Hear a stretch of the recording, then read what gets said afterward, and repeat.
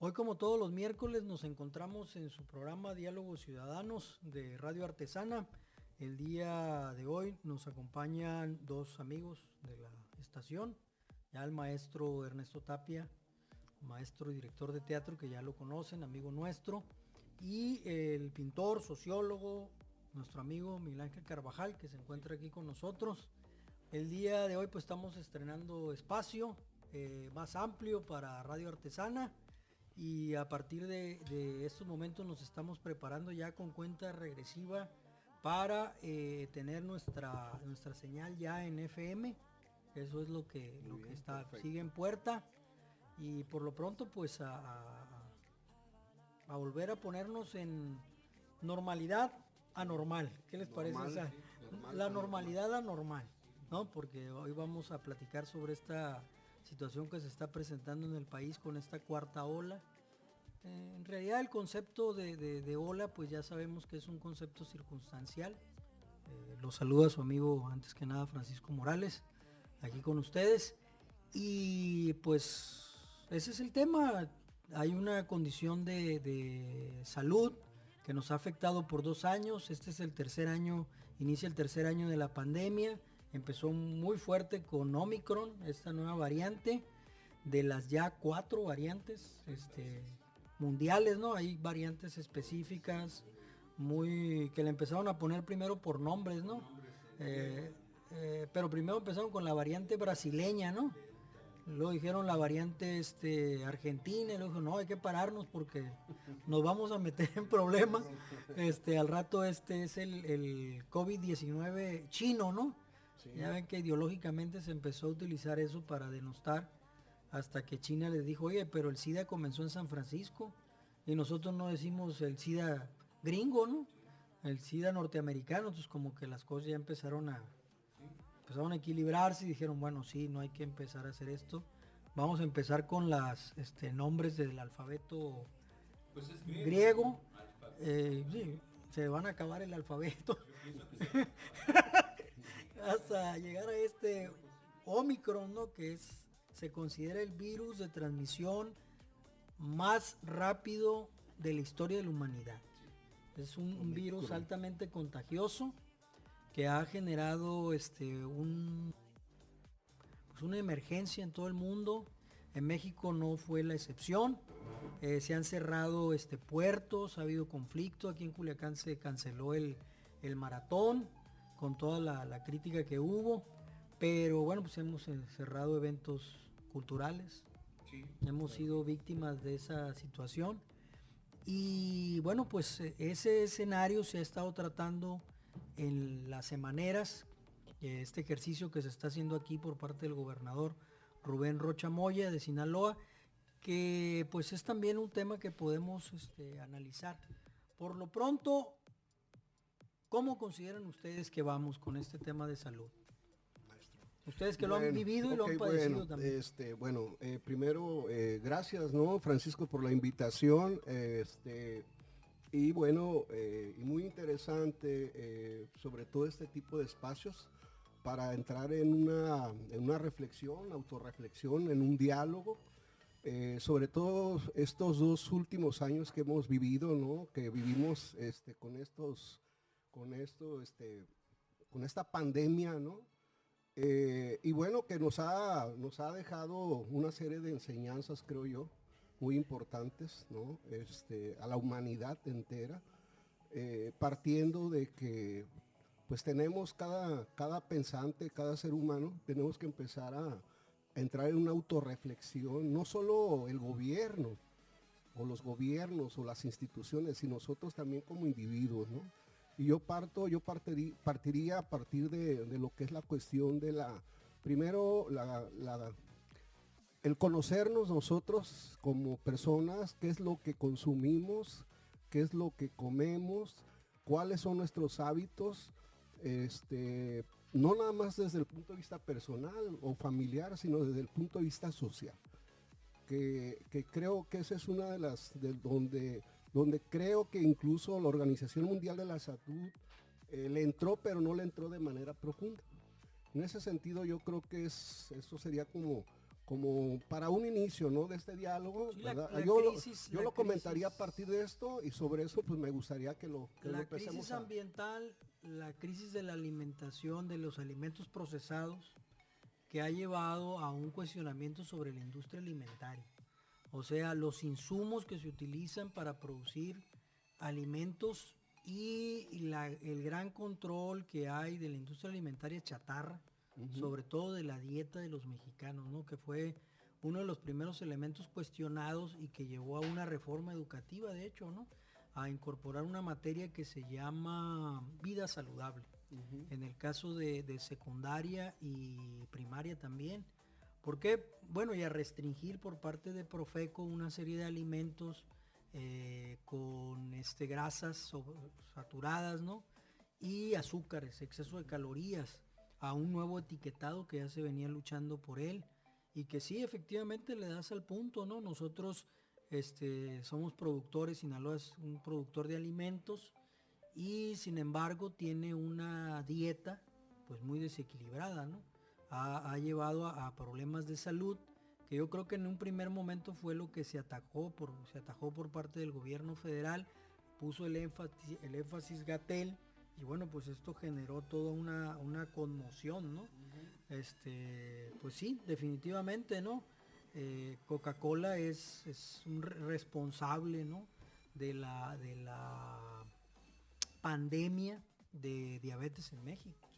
Es responsable directo, ¿no? Y es responsable o corresponsable el consumidor hasta cierto punto, porque en realidad la publicidad de las grandes televisoras ayudó mucho a esta visión del consumo y causó un debilitamiento de el sistema inmunológico de los mexicanos. Ahí está, ¿no? No solamente las personas adultas mayores, ¿no?, los niños. Claro. Y esto, bueno, ha venido desde hace mucho tiempo siendo parte de la crítica que se le ha presentado a la industria alimentaria en el mundo, pero sobre todo en el caso de México. Y es exactamente, le das al punto, conocernos, pues, ¿no? Ahí anda Renata, que es la cuarta invitada. ¿Ah? ¿Algo quieres comentar, maestro? Me gustaría recalcar algunos aspectos que tienen que ver con la función de este tipo de programas, ¿no? Se llama radio artesana, y analizando un poco la cosa, podemos ver que se trata de promover un arte sano. O sea, en este sentido, el compromiso que podemos tener, ¿no?, en este tipo de trabajos es promover una idea saludable de cómo vivir, cómo enfrentar la misma pandemia y cómo podríamos en alguna manera salir lo menos dañados, dado que no se conoce muy bien los efectos últimos de esto. En primer lugar, porque es un retrovirus, ¿no? Y ustedes saben que hay un cambio continuo, ¿no? Por ejemplo, lo que está pasando con el Omicron es favorable para la humanidad en el sentido de que se ha creado una especie de retrovirus mezclado con un virus que está identificado ya por la mayoría de los seres, ¿no?, de los seres vivos, ¿no?, el ser humano en todo caso, que ya tiene alguna manera de identificarlo y que por eso se ha perdido la letalidad, ¿no?, en cuanto a la anterior versión de este virus, ¿no?, que me parece que es la Delta, ¿no?, que muy virulenta, no tanto, pero sí muy peligrosa, ¿no? Y yo lo digo por una experiencia mía propia. Yo pasé por el Omicron y realmente no tiene nada que ver con el otro tipo, ¿no? Yo tuve el coronavirus 19 y sí me puse mal, me sentí bastante mal. También me sentí mal cuando me pusieron las vacunas, ¿no?, que eso yo creo que es necesario que lo tomemos en cuenta, ¿no? Claro. O sea, hay riesgo también en la vacunación, pero el mismo hecho de salir a la calle es también un riesgo, ¿no? Es un riesgo que la humanidad está enfrentando, ¿no? El hecho de estar encerrado puede ser también un riesgo en términos psicológicos, ¿no? Sí. Yo como sociólogo, hay unas ciertas, ¿qué les puedo decir? se están convirtiendo, no son variables, ya son una constante, en una cierta angustia de no tener la posibilidad de tener contacto con los demás, por ejemplo. Hay pueblos que somos, y entre muchos, ¿no? El pueblo latinoamericano, la gente latinoamericana, le gusta mucho comunicarse, inclusive tocarse, en fin, ¿no? Y esto pues ha venido a menos, o sea, hay un problema que seguramente psicológicamente vamos a resentirlo, ¿no? Y yo no sé hasta qué punto el hecho de que haya un convencimiento, yo pienso que eso va a darse con el tiempo, ¿no? De que tenemos que sacrificar ya cierto tipo de hábitos y de costumbres a los cuales estábamos muy habituados y que ahora esto ya va por otro lado, ¿no? Pues sí, sobre todo, perdón si me permite, sobre todo el hecho de que si nosotros para el auditorio, ¿no? Vamos ordenando lo que ha venido sucediendo en términos de históricos, ¿no? Con respecto a la pandemia, podemos ver una reacción lenta por parte de los gobiernos, de muchos de los gobiernos a nivel mundial. Luego una idea de, bueno, este es un problema de los chinos, esto no va a llegar para acá, ¿no? Una especie de extrañeza. Y repentinamente, ¿saben qué? Esto es una pandemia, hay que encerrarnos.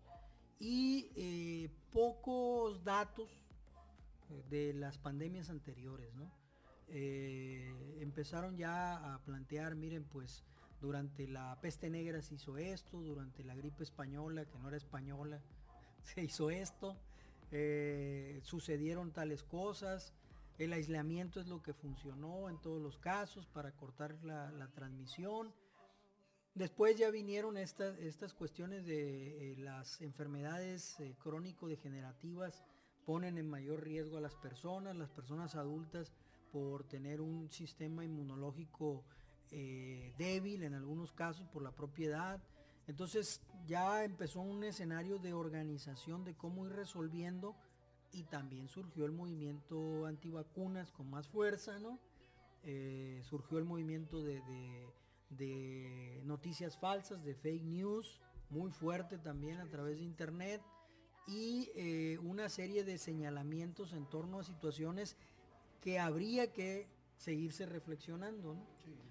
Que habría que seguirse reflexionando, que no son descabelladas, que hay que tomarlas en consideración como un debate científico, ¿sí?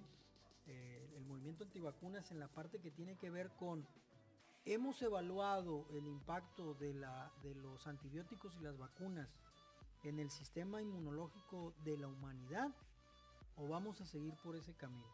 Porque sí hay un cuestionamiento académico, científico, con respecto a las resistencias y al desarrollo de anticuerpos por parte del ser humano como especie, ¿no? En una discusión en torno a eso. Ojo, en el entendido que nosotros ni por asomo somos antivacunas. Los que estamos aquí nos hemos vacunado, ¿no? Los que estamos aquí hemos pasado por el virus, además, con distintos niveles de consecuencias en nuestra salud y convocamos a que las personas se vacunen, ¿no? Sin embargo, mantenemos por orden, pues para ordenar un poco las ideas. Sí, yo creo que algo muy importante, esto del encierro, por ejemplo, lo que comentaba el maestro, yo creo que la cuestión de los contactos humanos, pues esos son contactos tan naturales que yo creo que es imposible evitarlos, ¿no? Lo que yo creo en todo caso es tener la conciencia y la información científica, profesional, para no entrar en la cuestión de la psicosis, ¿no? Porque ese es el gran problema que yo, bueno, hasta ahorita he estado viendo a nivel nacional, internacional, incluso local. ¿Por qué lo comento de esta manera? Porque uno de los aspectos, de hecho, dentro de las semaneras con el doctor Rubén Rochamoy, él comentaba algo muy importante, ¿no? Cuando le preguntaban, oiga, ¿se va a detener el maratón, se va a detener esto, lo otro, el carnaval de Mazatlán, etcétera, etcétera? Él dijo, bueno, nosotros vamos a medir, vamos a buscar que esto no suba, al contrario que baje, pero la cuestión de la economía tiene que continuar. En ese sentido yo creo que sí es importante no detener la cuestión de la económica, pero también con una serie de medidas, ¿sí?, en la cual cada uno de nosotros debemos ser responsables. Yo insisto mucho en eso. ¿Por qué? Porque por un lado hemos visto comentarios incluso en las diferentes redes, en los diferentes medios, con personas que dicen, es que mi hijo no quiero que vaya a la escuela, que asista a la clase o que asista a ciertos espacios. Pero por otro lado tú ves, ¿no? Ahora que estuvo la cuestión de los juegos de béisbol, veíamos cómo había una gran cantidad también de personas que asistían al béisbol, ¿no? Obviamente, pues ella bajo la responsabilidad de cada persona, de cada uno de nosotros. En ese sentido yo creo que tenemos también que entrar en una cuestión de equilibrio, en una cuestión de equilibrio porque si no, entonces sí, yo creo que sería un caos. Y la otra, ¿no? El buscar la información también precisa, porque es también nuestra responsabilidad. O sea, los responsables no son tan solo el Estado, ¿no? Yo creo que cada uno de nosotros, y obviamente a partir también de nuestra familia, ¿no? Con nuestros hijos, con nuestros nietos, con nuestros abuelos, con nuestros padres, ¿verdad? Y de esa manera creo que es como esto, de alguna u otra manera, vamos a volver a esa normalidad anormal. Sí, el punto es que después de 2 años, en este tercer año de pandemia que inicia, que todo el mundo consideraba que iba con las vacunas a controlarse, las dos variantes, tanto la Delta como la Omicron, saltaron por encima de los vacunados, ¿no? Enfermando a personas con vacunas. Sí, sí, sí. No solamente la pandemia de los no vacunados, eso fue lo que generó las alarmas en general, ¿no? Y nuevamente, en el fondo subyace un conflicto con respecto a un aspecto de nuestra propia protección con respecto a virus y bacterias, que es el sistema inmunológico. En términos de qué es lo que las consecuencias de el uso excesivo de medicamentos, qué es lo que ha implicado para la humanidad en términos de evolución genética, ¿no? Eso es a lo que me refiero. Ninguno de los que estamos aquí somos especialistas, no somos genetistas, ni somos médicos, pero bueno, somos académicos, maestros, tenemos un criterio intelectual, académico. Yo soy ingeniero bioquímico, ¿no? Los demás, pues el maestro, pues es maestro de teatro, como ya dije, sociólogo, pero ni por asomo vamos a dar una opinión especializada al respecto de la genética. Simple y sencillamente observamos por este debate que hay dentro de las semaneras, ¿no?, con el gobernador, que hay un intento por asumir una vigilancia epidemiológica, una vigilancia de bioseguridad con respecto a lo que está sucediendo, permitiendo que la apertura económica se dé para no afectar más la economía, y valga la redundancia, del Estado, ¿no? ¿Sí? Mira, mire, yo creo que sería también importante tomar en cuenta que los efectos psicosomáticos están matando a la gente. Claro. Y contra eso no hay vacuna. No, y como dijiste, no solamente a largo plazo, en términos de cómo somos los latinos, ¿no? Cómo somos los latinos, nuestra propia antropología y lo que va a implicar para nosotros este encierro. Sabemos nosotros, por ejemplo, que en los países nórdicos, del norte del mundo, este norte geográfico, ¿no? Porque luego hay una discusión sobre dónde está el norte, pero este norte geográfico, pues, que tenemos, esta aparente normalidad normal, ¿no? Canadá, Bélgica, Holanda, Países Bajos, ¿no? Ahora, ¿no? Son países, Groenlandia, ¿no? Son regiones, territorios, países que viven encierros muy prolongados a lo largo del año, por climas extremos que nosotros no padecemos, ¿no? Y ahora estamos viviendo estos encierros. Algunos son encierros extremos, como los que sucedieron en la Argentina, ¿no?, por ejemplo, y otros que, gracias a la postura de Andrés Manuel López Obrador, han sido encierros parciales, convocando a la responsabilidad ciudadana, el aislamiento convocando a la responsabilidad ciudadana, para evitar este tipo de manifestaciones que hemos visto en toda Europa, ¿no? En donde hay este impedimento para los no vacunados para que entren a eventos, en donde hay una serie de medidas incluso absurdas, ¿no? De golpear a la gente porque no trae un tapabocas, un cubrebocas, perdón. Entonces, a mí me parece que lo que hemos nosotros venido haciendo también ha tenido sus consecuencias.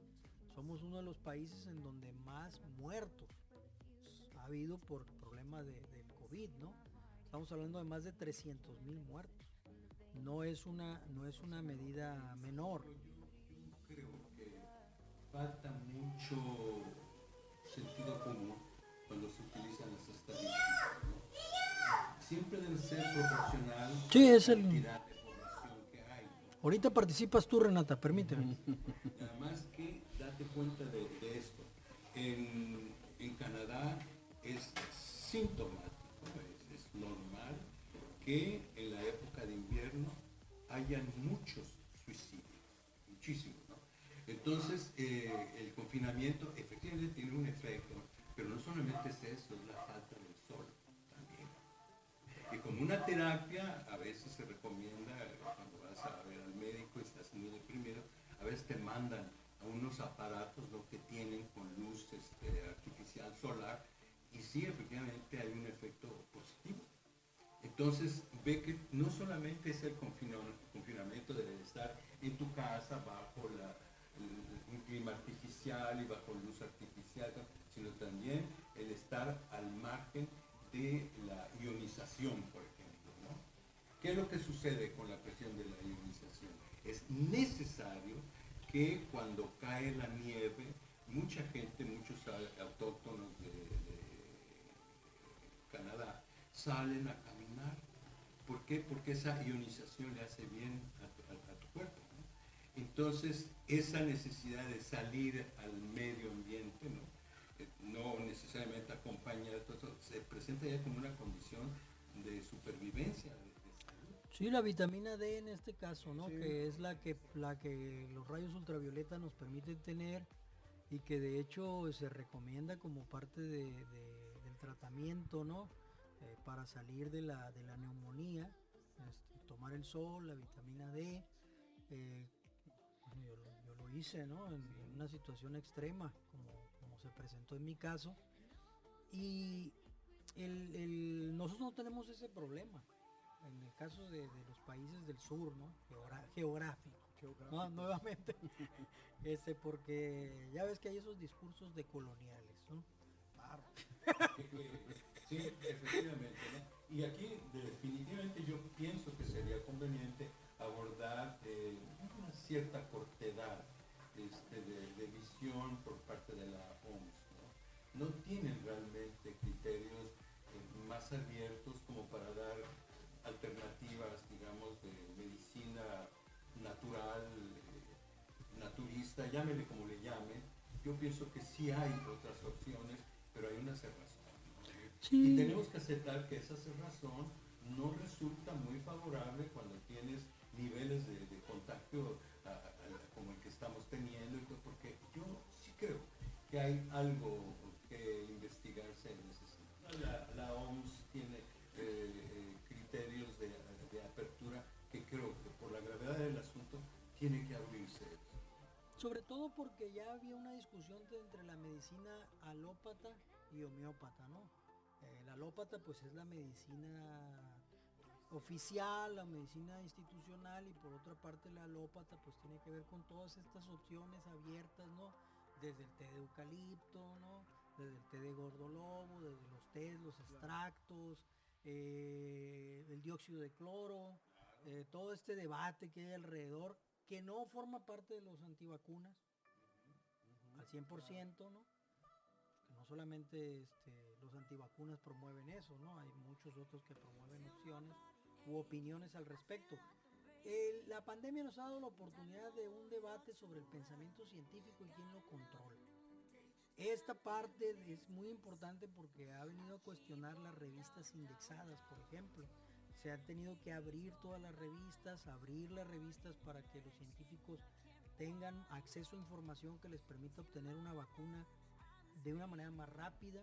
Si no se hubieran abierto la información, si las grandes revistas no hubiesen dejado los artículos científicos abiertos, que hasta la fecha están, sobre el tema del COVID, de este SARS-CoV-2, que es el nombre científico de este coronavirus, y sus variantes, pues en realidad no hubiésemos tenido una vacuna tan rápido. Lo que nos hace suponer que la vacuna del cáncer, la vacuna del SIDA, la vacuna de otra serie de virus y enfermedades también debería ser tomado en consideración. O sea, aquí hay nuevamente, la pandemia nos ha enseñado que hay que compartir. La pandemia nos ha enseñado que hay que tomar decisiones colectivas y que hay que participar de esa colectividad. Y lamentablemente lo que hemos vivido también, pues hasta este momento, pues es la cerrazón, ¿no? La mercantilización. Y pues es un tema que vamos a seguir tocando nosotros. Por un lado, este escenario que se presentó en la rueda de prensa de esta semana con el señor gobernador Rubén Rocha Moya, en donde estuvo el secretario de Salud, Víctor Melesio Cuen Ojeda, este debate que hay alrededor del carnaval, la suspensión que ya se dio del maratón. Todos estos temas los vamos a seguir retomando aquí iba a decir échale clon. Aquí en Radio Artesana, en su programa Diálogos Ciudadanos. Algo que quieran comentar para cerrar. El tema es muy amplio, pero el tiempo siempre va a nuestra. Bueno, yo quiero aprovechar, ¿no? Pues nada más, ¿no? Mi comentario sería cuidarnos cada uno de nosotros, cuidarnos a nuestra familia, amigos, y obviamente la cuestión de la salud, ¿no? Y lo otro, pues retomar nuevamente lo que serían ya los talleres de arte que vamos a empezar a, sí, claro, a trabajar, ¿no? Que sería de teatro, de música, de pintura, claro. Entonces, aquí en el programa, la estación de radio forma parte del Centro Cultural Enrique Félix Castro. Los maestros van a ser, junto con su servidor, pues en la apertura talleristas de estos espacios que se van a abrir a partir de la próxima semana. Vamos a dar a conocer por los canales de redes sociales los calendarios, los programas y los horarios. Todos los proyectos son gratuitos. Tenemos esa intención de que sean gratuitos, con las medidas de bioseguridad necesarias para atenderlos en los espacios del Centro Cultural. Y pues estamos buscando que esta no normalidad, que esta anormalidad no nos impida avanzar, ¿verdad, maestro? Bueno, insistir sobre la necesidad de considerar este tipo de comunicación una forma de promover el arte sano. ¿Estamos de acuerdo? Estamos desde su estación amiga Radio Artesana en su programa Diálogos Ciudadanos. Les agradecemos su atención y nos vemos el próximo miércoles.